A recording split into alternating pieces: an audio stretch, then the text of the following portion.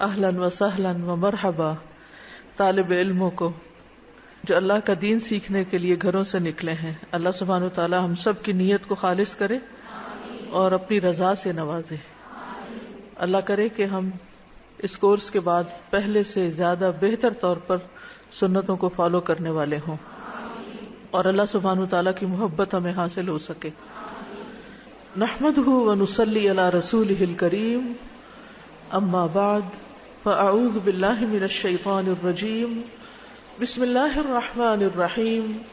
رب اشرح لی صدری ویسر لی امری واحلل عقدۃ من لسانی یفقہوا قولی.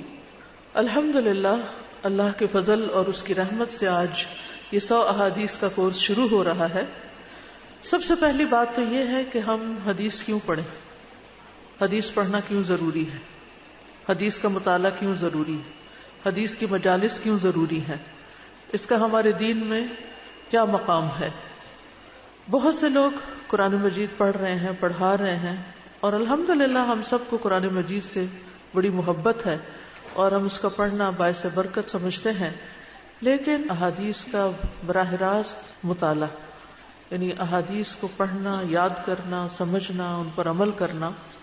اگر ہم نبی صلی اللہ علیہ وسلم کی بعثت کا مقصد دیکھتے ہیں قرآن مجید میں، تو متعدد مقامات پر جو الفاظ کے آگے پیچھے ہونے کے ساتھ آیت ہمارے سامنے آتی ہے وہ ہے هو الذی بعث فی الامیین رسولا منہم یتلو علیہم آیاتہ ویزکیہم ویعلمہم الکتاب والحکمہ وان کانوا من قبل لفی ضلال مبین.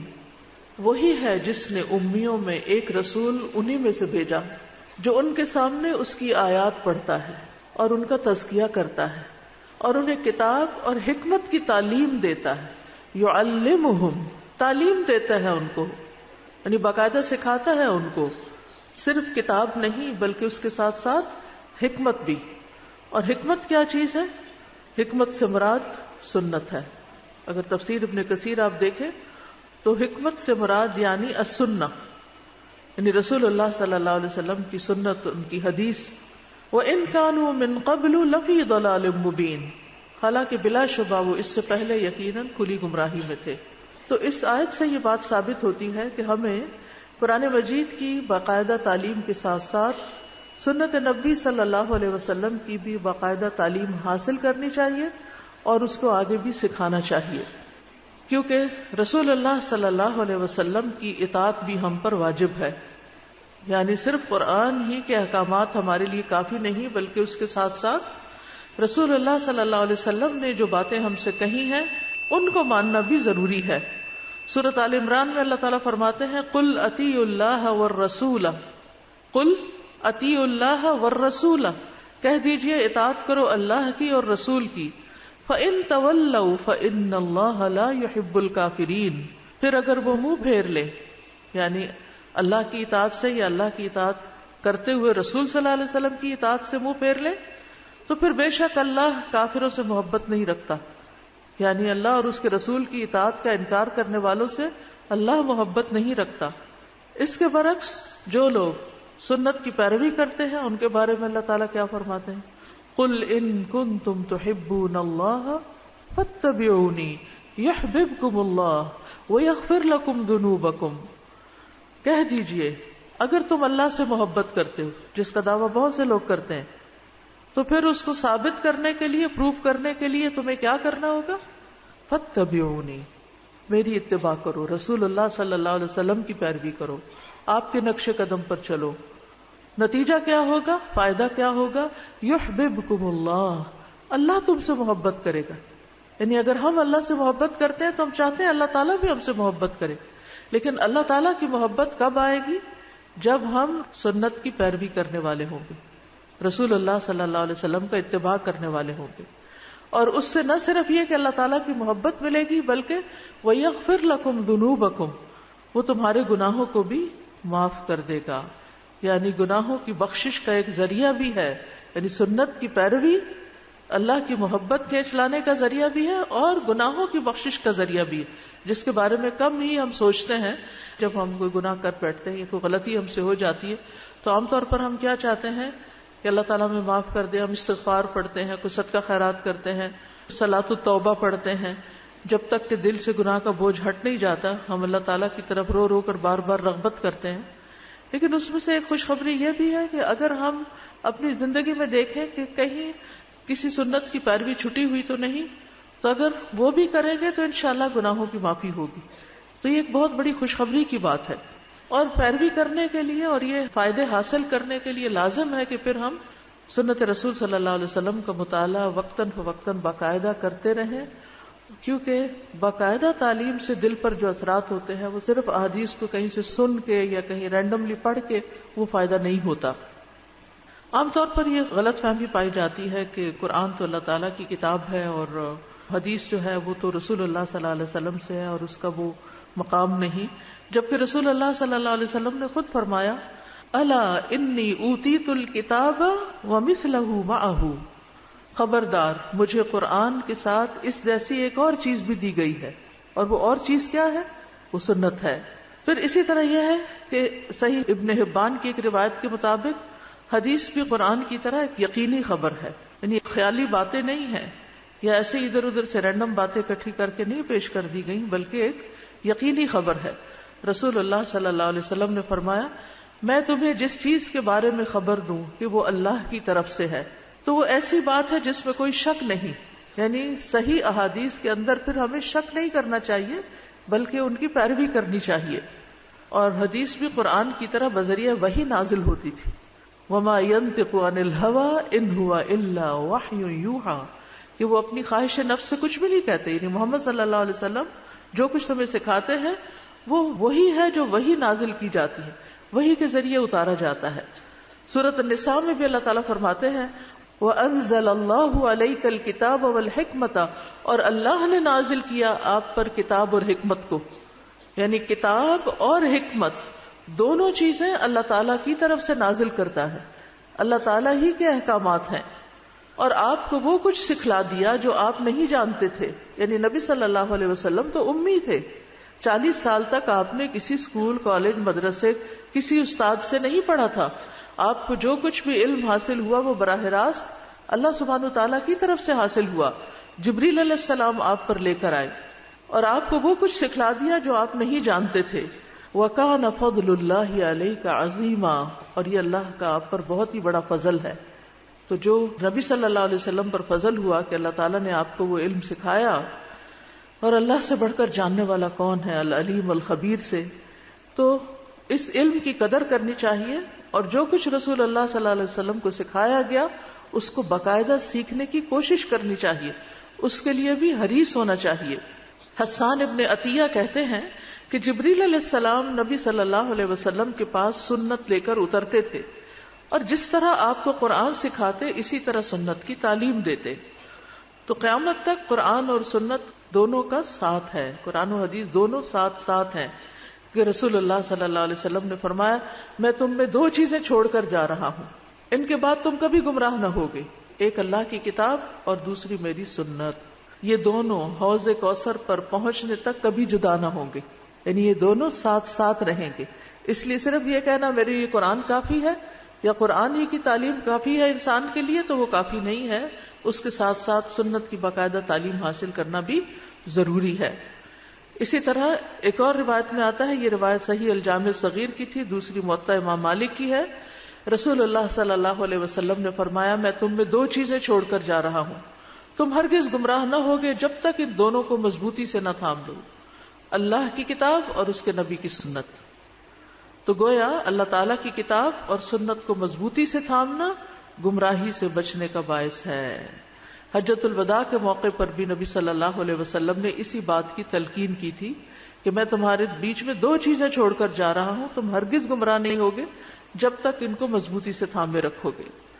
اسی طرح ہمیں اس بات سے بھی منع کیا گیا ہے کہ ہم قرآن اور حدیث میں فرق کریں کہ ہم قرآن تو لے لیں گے لیکن حدیث نہیں لیں گے. اس شخص کی مذمت کی گئی ہے جو صرف قرآن کے حکم پر اکتفا کرے.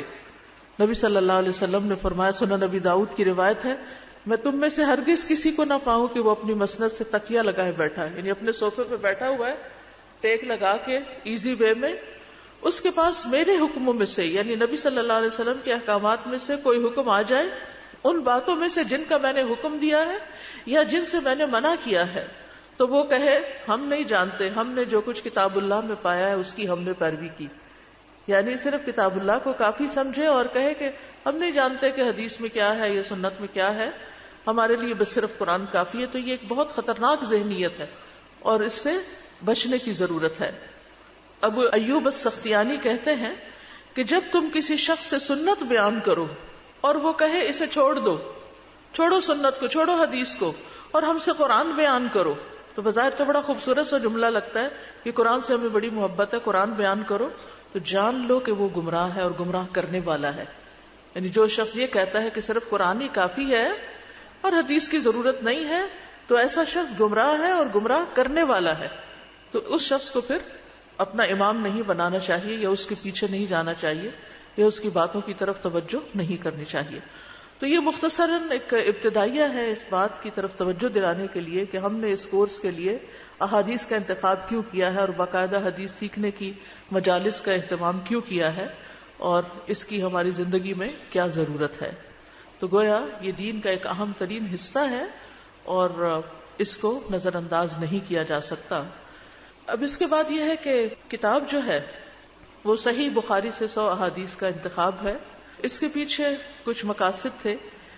ایک تو یہ کہ جب ابتدا میں نے صحیح بخاری پڑھانا شروع کی 97-8 میں، تو اس وقت طالبات جو تھیں وہ بعض احادیث جو تھی اہم وہ یاد بھی کر لیتی تھیں، یا یہ کہ ان کو الگ سے میموری کے طور پر بھی سمیٹنا چاہتی تھی. صحیح بخاری کے اگرچہ حفاظ پائے جاتے ہیں، یعنی آج کے دور میں بھی اور پہلے بھی، کہ جو پوری بخاری جو تھی وہ زبانی یاد کر لیتے تھے، لیکن ہماری ہمتیں اور ہماری دلچسپیاں ہی مختلف ہیں، اس لیے ہم اتنی بڑی سعادت تو حاصل نہیں کر سکتے.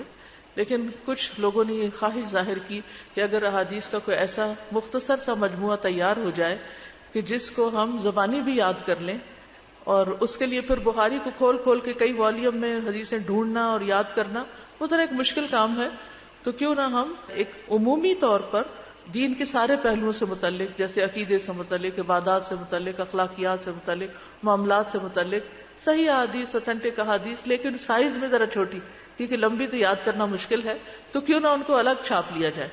تو خیر الحمدللہ یہ مجموعہ تیار ہو گیا.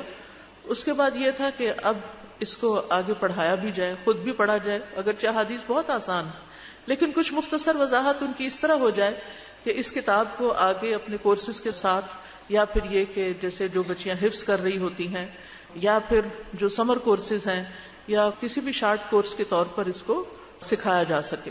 ان میں سے بہت سی احادیث پہلے بھی آپ کی نظر سے گزری ہیں، لیکن یہاں انشاءاللہ جب ہم دوبارہ سے ان کی یاد دہانی کریں گے، اور میری یہ خواہش ہوگی کہ اگر ہو سکے تو ان احادیث کو آپ عربی میں یاد کر لیں، تو یہ بہت بڑی بات ہوگی، کیونکہ قرآن مجید کے حفاظ تو بہت ہوتے ہیں لیکن حدیث کے حفظ کی طرف توجہ نہیں دی جاتی. ابتدا میں تو حافظ کہا ہی اس کو جاتا تھا جو حدیثیں حفظ کرتا تھا، یعنی جس کو 1,00,000 حدیثیں یاد ہوتی تھی وہ حافظ کہلاتا تھا. تو اس لیے بہت ضروری ہے کہ ہم چلے حافظ حدیث نہ صحیح، لیکن کچھ نہ کچھ ایک قطرے برابر حصہ ہمارا بھی پڑ جائے. اور اس کے ساتھ ساتھ یہ کتاب آپ اپنے بچوں کے ساتھ بھی شیئر کر سکتے ہیں. اس سے پہلے ایک کتاب چھوٹی سی تیار کی گئی تھی قال رسول اللہ کی، اور اس کو بھی اردو انگلش میں ٹرانسلیٹ کیا گیا تھا اسی مقصد کے لیے کہ ہم اپنے بچوں کو دین کا ایک مختصر سا خاکہ جو ہے صحیح ڈائریکٹ نبی صلی اللہ علیہ وسلم کے الفاظ میں دے سکے. ایک تو یہ نا کہ ہم اس سے مسائل اخذ کر کے ان کو جنرلی خود بتا دیتے ہیں، اللہ ایک ہے، محمد صلی اللہ علیہ وسلم اس کے رسول ہیں، نماز پڑھو، زکوٰۃ دو، سچ بولو، وغیرہ وغیرہ. وہ ٹھیک ہے، وہ تو پھر ہماری باتیں ہو جاتی ہیں نا کہ ہم کوئی نصیحت کر رہے ہیں. اور دوسرا یہ ہے کہ ہم ان کو صحیح ریفرنس کے ساتھ، صحیح کنٹیکسٹ کے ساتھ وہ حدیث پڑھا دیں، ان کی آنکھیں دیکھ لیں اور اس کو وہ پڑھیں اور سمجھیں. تو اس سے بچوں کی تربیت پر بھی ایک اچھا اثر پڑتا ہے. خود میں نے یہ ٹیکنیک اپنائی ہے کہ بہت زیادہ اپنی باتیں کرنے کی بجائے براہ راست رسول اللہ صلی اللہ علیہ وسلم کی بات جو ہے وہ بچوں کے کان میں پڑے. اور اس میں بہت سے لوگ عربی کو چھوڑ دیتے ہیں، لیکن جو شخص قرآن نازلہ پڑھ لیتا ہے اس کے لیے عربی میں حدیث پڑھنا کوئی بہت جان جوکھوں کا کام نہیں ہے. تھوڑی سی دلچسپی اور توجہ کی ضرورت ہے. تو اس لیے میں یہ چاہوں گی کہ ان احادیث کا پروننسیشن بھی صحیح طور پر آپ کو آتا ہو.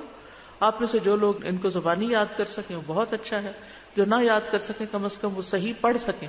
اور اللہ تعالیٰ آپ کو آگے پڑھانے کی توفیق دے تو اس کی عربی بھی ساتھ پڑھے. بہت سے لوگ حدیثیں کوٹ کرتے ہیں اور صرف ترجمے پڑھ دیتے ہیں. ترجمہ تو ترجمہ ہے، اصل الفاظ جو نبی صلی اللہ علیہ وسلم کی زبان سے نکلے ہیں اور جن کو اتنی محنت کے ساتھ محفوظ کیا گیا اور ہم تک پہنچایا گیا، ہم ان سے بے اتنائی نہ برتیں بلکہ ان کو صحیح طور پر پڑھیں بھی اور آگے پڑھائیں بھی.